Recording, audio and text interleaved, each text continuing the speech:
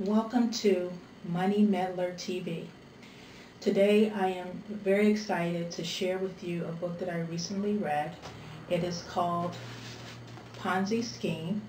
It was written by Mitchell Zuckoff, and essentially this is the life story of the infamous Charles Ponzi.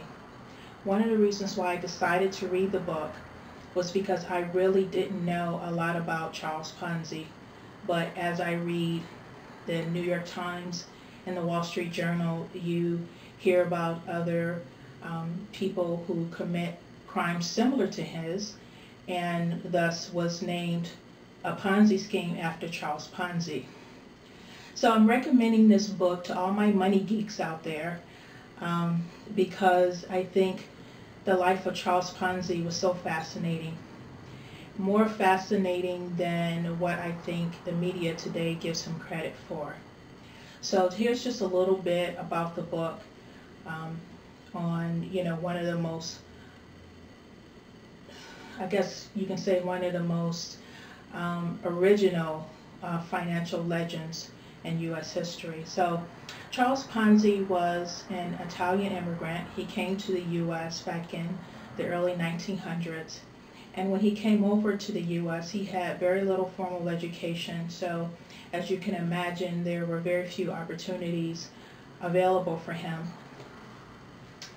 Charles, what I like about his character is that he followed his own idea of net worth.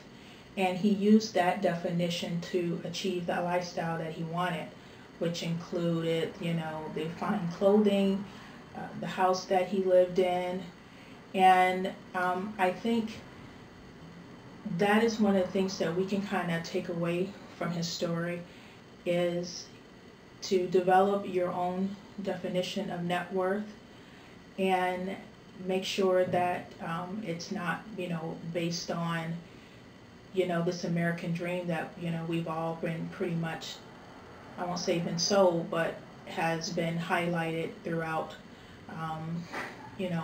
American history, and all the social media, the financial papers that highlight basically the American dream. And he was one of the original people, I think, who was trying to follow that. As you read this book, you'll find that Charles Ponzi was a very likable person. He used his charm and his self-confidence to build his empire. One of I think the misconceptions out there about Charles Ponzi was that he was some sort of ruthless person, and he wasn't that at all. He was just very charismatic, and it's that charisma that made people feel comfortable with him and his business ideas that he thought that he could bring to fruition. All in all, Charles Ponzi, he wanted to be a legitimate businessman.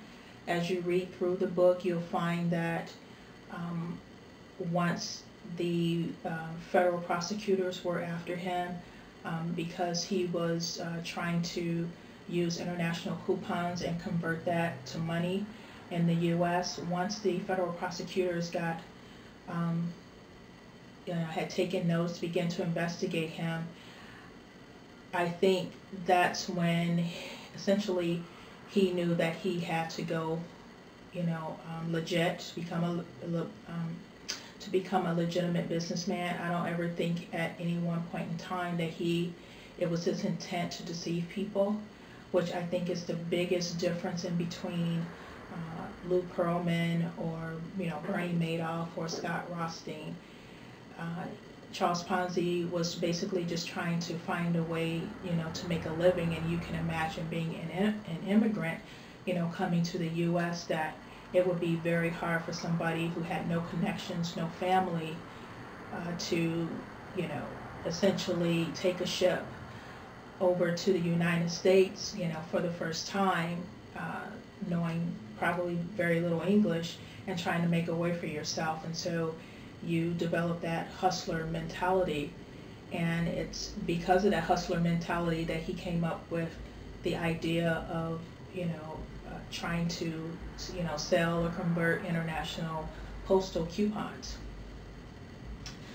So, like I said, the federal prosecutors were after him, and this was all taking place in Boston, Massachusetts.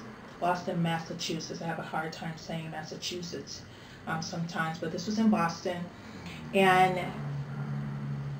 the book kind of parallels the life stories of a couple of people, and what I like what Mr. Zuckoff does is that he, at the end, towards the end of the book, he finally brings all these lives together. And the gentleman that was running the Post, he found, Charles Ponzi to be the hot scoop, the hot story. And so what they did is they began to investigate him, and they printed just about everything that they could on him, on Charles Ponzi, in the Post. But what I like about the community is because Charles Ponzi, kept his composure, didn't waver, and and his demeanor and how he carried himself, even in the face of defeat, he appeared to be the same person, and he rarely ever showed that he had been beaten ultimately. And I like that about him, and I think that's one of the things that we can kind of take away from his life story, is that number one, you develop your own definition of self-worth, and you live by that. You live by that only. And then even in the face of distress and hard times, that you keep your composure and you continue to focus on the goals that you want to achieve. And I think that Charles Ponzi, he did that very well. He was married to a wonderful woman. She was loyal to him pretty much up until he had died. Ultimately, once he served his prison sentence, he was deported back to the not the United States, but he was deported back to Italy. And unfortunately, his wife Rose, had to stay in the U.S. because she was a U.S. citizen. And because of the distance between the two, they eventually divorced, but they never lost their love for each other, which I thought, that was another story in itself. So this book has so many layers of stories, and it's a page turner. And so I think when I received this book in the mail, I thought it was, going to tell this story of this horrible, ruthless person. But what I ended up doing was rooting for him and liking him. And that after turning page after page, you just want him to win in the end, even though you knew that this was a scheme. Now, one of the things I want to point out to you guys about the scheme that Charles Ponzi had put together was ultimately he did intend to pay the people back, and I think that's one of the things that's kind of missing. Once he amassed a certain amount of capital, he saw other businesses that he wanted to invest in. There was other ideas that he wanted to make come to life. And I think he got to a point in his life where his home life was settled. He had brought his mother over from Italy, and that he could do that. And so even though he promised the people a 50% return, and I think it was 45 days, a lot of the people who invested with him, they did get some of their money back. And he had a certificate that was worth over $1.5 million at one of the banks that he was a board member of. But as soon as the government prosecutors got involved, they of course frozen all of his accounts, so he had no way of paying the people back. And so I think that's a huge distinction in between like a Lou Pearlman or a Michael Eugene Kelly or Scott Rothstein or Bertie Madoff. I never got the impression by reading their stories in the Wall Street Journal or the New York Times that they ever intended to pay their investors back. but Charles Ponzi willingly he willingly returned at least the original capital, even if they didn't get the profit out of the investment. A lot of them got their original profit back. So I think this is a great book. I love the story of Charles Ponzi. Like I said, I love his self-confidence. I love how he eventually tried to make a way out of no way with very little education. I love the fact that he was loyal to the people that was in his life, particularly his wife and his mother, some of his business associates, and some of the people who worked for him, like his secretary. I forget what her name is right off, but she did a lot of bookkeeping, and there was nothing romantic going on between them. I mean, she was much younger than he was, but she was loyal to him to the end. He was loyal to her. And what I also noticed in the book is that the people that were prosecuting him from the state of Massachusetts to the federal government to even some of his small-time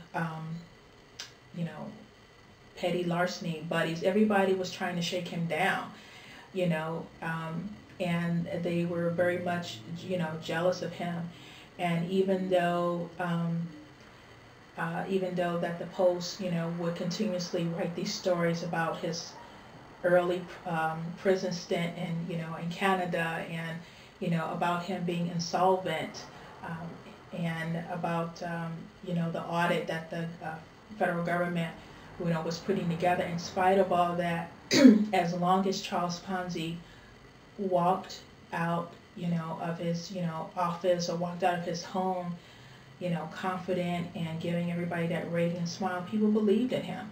People believed in him because he believed in himself. And I think that is the main reason why he was so successful. I mean, he didn't go and steal anybody's identity. He didn't go and hold people up or rob them at the bank. These people walked to his office and invested with him, and that's how he got his startup capital. So I hope that you guys will purchase the book or rent it from your local library.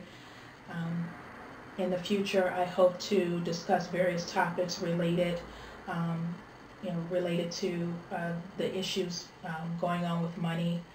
And once you read the book, please come back to my channel and let me know what you think. I think this is a great book. It's an easy read. It's not too difficult. It's essentially fiction. It's a combination between fiction and nonfiction, I think. The nonfiction, of course, is the story of life. It's the story of the life of Charles Ponzi. But the way it ties together is so mystical that you think that, wow, this just can't be real, but it is the true life story of Charles Ponzi. So I hope you guys, read the book. Don't forget to subscribe to my channel, like this video. And Money Geeks, thank you for watching. Bye.